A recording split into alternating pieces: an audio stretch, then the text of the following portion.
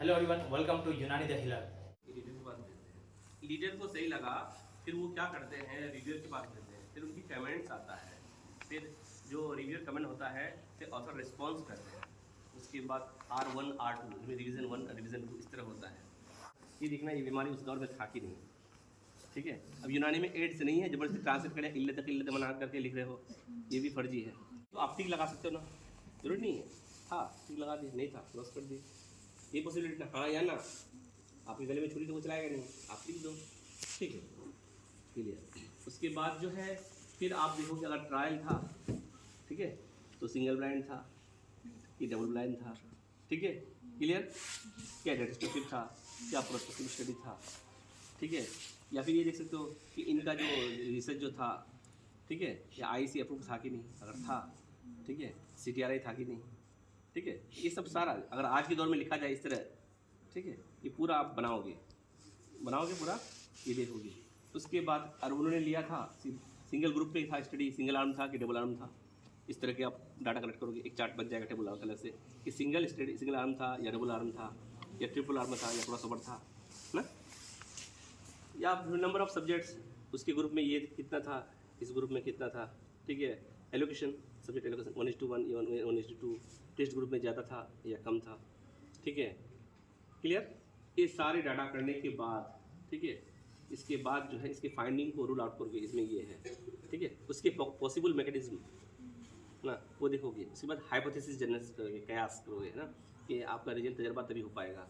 उसके फाइंडिंग का सब रूट इन्होंने ये कहा, ठीक है, इन्हीं पैराफ्रेजिंग करके कुछ कर दिए कि हमारा अभी डाटा का ही हो रहा है, अभी हम लिख नहीं रहे हैं, अभी हम आर्टिकल लिख नहीं रहे हैं। हमारे माइंड में सिर्फ ये क्या हुआ, एक ग्राफ बना, ये ब्लूप्रिंट बना कि हमें रिव्यू आर्टिकल ये चीज़ करना है, ठीक है, ये हमें करना है। अब बात रही सवाल कि लैंग्वेज, ईरान का अलग होगा, इंडियन का अलग होगा, लेकिन अगर आपके पास, ठीक है, अच्छा राइटर है कोई, तो उससे प्रूफ करा सकते हैं। इंग्लिश का एसबीआर में आता है कि इतना $, देके हमसे प्रूफ करवा लीजिए, रीराइट करवा लीजिए आर्टिकल को, बहुत सारे साइट है वो करवा देता है। लेकिन ये नहीं कि ChatGPT पर कुछ भी दे देगा, लेकिन टफ इंग्लिश नहीं चाहिए, सिंपल चाहिए। आपके इंग्लिश कैसा होना चाहिए, सिंपल होना चाहिए, प्रीसाइज होना चाहिए, ठीक है, और इजीली अंडरस्टैंडेबल होना चाहिए। अब देखना चाहिए कि आपको माइंड में एक चीज़ टारगेट करना है कि इसके रीडर जो ढूंढेंगे हम, जो हमारा आर्टिकल जब पब्लिश होगा कि इंडियन होगा या इंटरनेशनल होगा, लेकिन आर्टिकल जब भी होता है इसके जो है रीडर्स होते हैं वो कौन, इंटरनेशनल, है ना। इसीलिए आपकी जो यूनानी टर्मिनोलॉजी है आपको ब्रैकेट में लिखना है, यूनानी को ब्रैकेट में लिखना है। या अरबिक है, ठीक है, या पर्शियन है या कुछ भी है, ये आपको क्या करना है, माइंड में पहले सेट कर लेना है कि जब भी हम लिखेंगे, ठीक है, ब्रैकेट के अंदर लिखेंगे, ठीक है। उसके बाद अंग्रेजी को बाहर लिखेंगे। अगर एक बार आ गया तो उसका कोई एब्रीवेशन तैयार कर लेंगे, ठीक है। अब सपोज टू भी पार्टीशन दी तो PD कर लिए एक बार पहले डिफिनेशन में, बाद में PD लिख सकते हैं, ठीक है। ये चीज़ है, कभी भी नंबर से कोई सेंटेंस शुरू नहीं करते हैं, उसका पेपर इसीलिए रिजेक्ट होता है। नंबर से नहीं कि 30 सब्जेक्ट्स ऐसे नहीं लिखते हैं, रिसर्च ऑन या जो भी है, ठीक है, पहले सेंटेंस बाद में इसके नंबरिकल वैल्यू होगा, ठीक है। ये सब चीज़ देखिएगा, बैलेंस होना चाहिए, वर्ड बैलेंस होना चाहिए, ठीक है। ये डाटा आपका हो गया पूरा। अब आपको ये करना है किस सिस्टम से करेंगे, उसका स्टाइल क्या है, ठीक है, उसकी स्टाइल क्या है, उसकी गाइडलाइन पूरा तैयार कर लीजिए, ठीक है, पूरा गाइडलाइन तैयार कर लेंगे, ठीक है। उसमें टिक होता है, ये चाहिए वो चाहिए, जैसे केयर गाइडलाइन किस स्टडी के पूरा टिक करते हैं, ये है कि नहीं वो है कि नहीं, है ना, ठीक है। पूरा जब पूरा कर लेंगे, सिंपल मैं लेता हूँ मिसाल इसका JIM, journal of integrative medicine, जिसमें मेरा पेपर पब्लिश हुआ था एसबीआर में, जिसमें मुझे अवार्ड मिला है, उसकी गाइडलाइन है, ठीक है। रेफरेंस स्टाइल, ठीक है, या साइटेशन जो है ब्रैकेट में है 1, ब्रैकेट में 2, ठीक है। बहुत सारे अंदर जो ब्रैकेट होता है उसकी जो है सुपर स्क्रिप्ट में होता है, नहीं ऊपर में, ब्रैकेट में मांग रही है सुपर स्क्रिप्ट में, इसका सिर्फ नंबरिंग में होता है, लेकिन आपको पूरा स्पेसिफिक देखना है, ठीक है।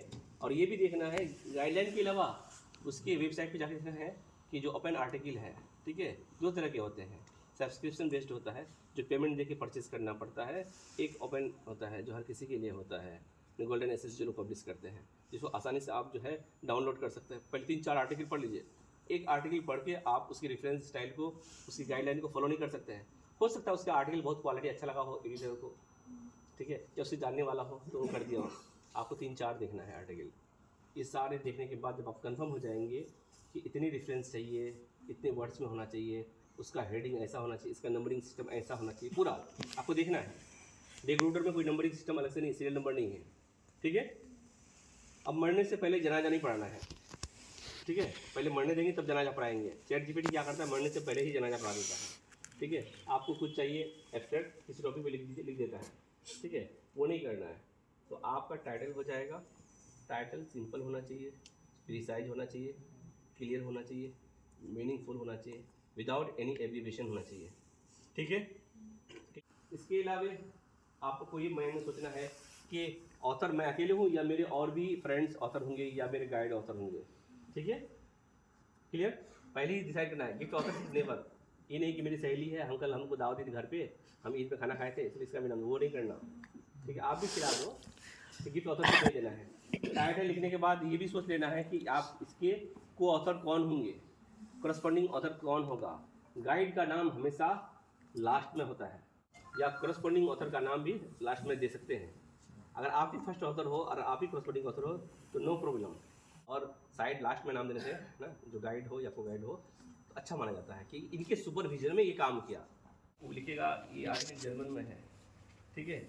आपने कॉपी किया, रेफरेंस दे दिया जर्मन में, कहेगा वहाँ जर्मन का जो आर्टिकल है मिलता नहीं, 1965 का, इस सब का मिलता नहीं है, सिर्फ टाइटल मिलता है नेट पे, ठीक है। पेमेंट आईडी मिलता है, क्योंकि आप जर्मनी जानते ही नहीं हो, ठीक है। फ्रेंच जानोगे ही नहीं ये चीज़। तो ड्यूरेशन के साथ स्पेसिफाई कर दोगे। इसके बाद मटेरियल मेथड के बाद ऑब्जर्वेशन, ठीक है।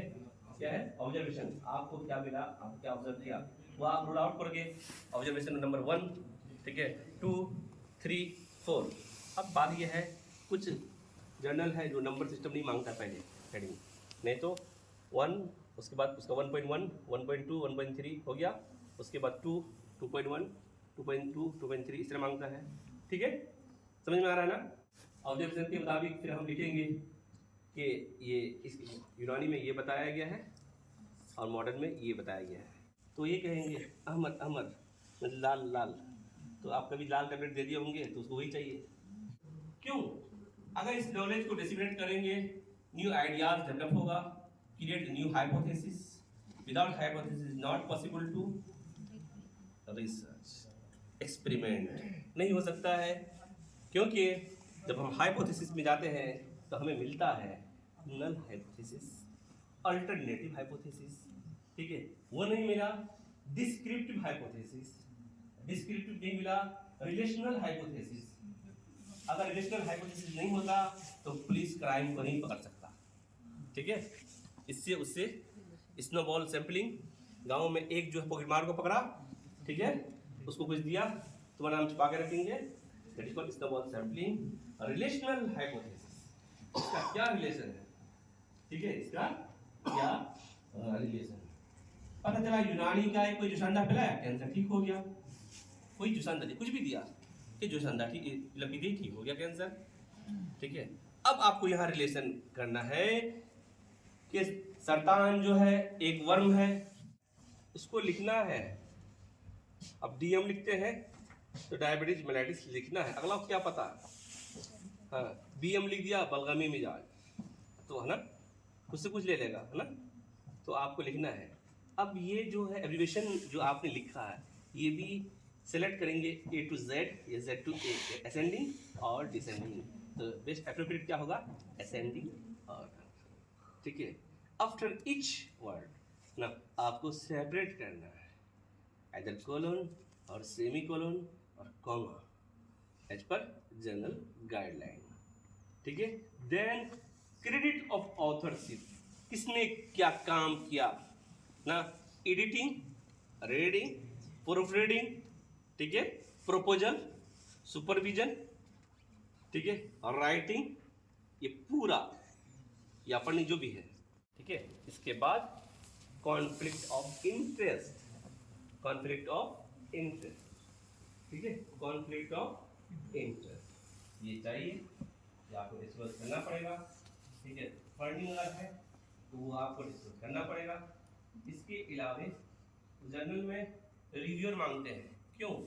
ट्रांसपेरेंसी के लिए, क्वालिटी के लिए, एक्सप्लोर करने के लिए, रिफाइन करने के लिए, enhance the quality of your article. ठीक है, कहाँ क्या मिस्टेक है उसको सही करना है। ठीक है, ये करना है। अब एक चीज़, जितने रिव्यूअर का नाम देंगे, पहले ये था अपने फ्रेंड्स का, अपने टीचर्स का नाम दे दिए, नहीं। अगर हम इसको कैसे स्टडी लेना चाहते हैं या इस पर रिव्यू पेपर लिखना चाहते हैं, उसके लिए क्या इसको कैसे हम यूनानी से रिलेट करेंगे? ये केयर गाइडलाइन है, देखो CARE care guideline 2013 CARE care guideline तेरा चेकलिस्ट होगा। ठीक है, चेकलिस्ट होगा। अब बताओ, बहुत सारे फ्रेंड हो, अनमेरिड भी हो, मिलने जाते हो ना एक दूसरे से। कुछ लड़का डेली मिलने जाता है ना, कुछ लोग डेली मिलने जाता है ना। हुम्माए मवाजिबा, हुम्माए मवाजिबा वो बुखार जो रोजाना आए, जिसका खिल क्या हो, बलगमी हो। फ्रेंड सर्कल में तुम्हारे मुझे डेली मिलने आना है, पता है ना, रोजाना आए। ठीक है, इसी तरह मेरे पास टाइम नहीं है ना, घर भी जाना पड़ता है, तीसरे रोज आएंगे। ठीक है, पता कि नहीं, तीसरे रोज इसको हिस्ट्री लेना उसे। ठीक है, क्या है, सफरावी बुखार। अब सफरावी में 2 तरह से होता है। ठीक है, ये 3 तरह से मैं कहूँगा। हुम्माए मुहर्रिका, hyper pyrexia, high grade fever. एक होता है दायमा और एक होता है दायरा। तीसरे दिन आ रहा है तो जा ही नहीं रहा है, चले जाओ यार, मुझे काम है, हॉस्टल जाना है, नहीं जा रहा है, कह रहा है यार इतना दिन बाद आऊँ, मुझे बैठे थे बातचीत करने दो, पता है कि नहीं। हुम्माए दायमा आया, ठीक है ये रखो मैं जा रहा हूँ, ठीक है मेरे पास टाइम नहीं, होता है। ये है दायरा। और आगे उल्टा टेंशन देके गया, तुम किससे बचा रहे थे, ये कह रही है मैं मामू से बचाती हूँ रात को। ठीक है, हाई ग्रेड। ठीक है, उधर में भी ऐसी फीचर होगा। ये क्या था, ये सफरावी। ठीक है, सफरावी। उसके बाद एक होता है सौदावी, चौथे रोज आया। ठीक है, आया, एक आता है, ठीक है, कह रहा है आज चौथा दिन आया हो यार, क्या करोगे, चलो ना हम लोग जो है मौर्य होटल चलते हैं, वहीं खाएंगे पीएंगे, बातचीत करेंगे ना। ठीक है, दायमा कंटिन्यूस। ठीक है, अब तुमको बुखार चौथे दिन आए, ठीक है, इसकी लेना है और कंटिन्यूस रहा। फिर आया, फिर चला गया, मेरी काम है, जॉब नाइट ड्यूटी है बुद्धा में। ठीक है, चौथे रोज आकर के फिर ड्रामा ना, ये हो गया। एक होता है दम्वी बुखार, दम्वी बुखार, हुम्माए बदबका, कंटिन्यूस फीवर। अब देखना है, ठीक है, उफूनिया था या गैर उफूनिया, क्या बस उसके बदबू सांस लेने में दिक्कत, और बदबू हो सांस लेने में दिक्कत होता है ना, बदबू करना, बुखार में बदबू करता है, ये करता है, ये उफूनिया। ठीक है, हमारा समझ लिखने के बाद तो उससे कोरिलेट करना। अच्छा, फिर अगर मरीज कहता है डॉक्टर साहब देह दर्द करी छे, बदन बुखार, पता नहीं ठंड भी लग रहा है, गर्मी भी, तो हुम्माए मुरक्कबा शत्रु कहते हैं, है ना। एक बार जब ठंड बलगमी फीचर मिलेगा, एक बार क्या होगा, सफरावी फीचर, याद रहेगा। अब इस फीचर से कोरिलेट कर लेंगे, बहुत आसान है यार, ये बुखार ठीक हो जाएगा। सिर्फ एक ही देना, हाफेजीन देना है इसको, या जोहरजीन। हाँ, अच्छा ये बताओ, जॉइंट पेन जो होता है एंटीसीसीपी 98% कन्फर्मेटिव टेस्ट है। जब वो भी निगेटिव आया तो मेरे पास एक टेस्ट है, यूं पकड़वाओ हाथ ऐसे, ठीक है, जो कर लिया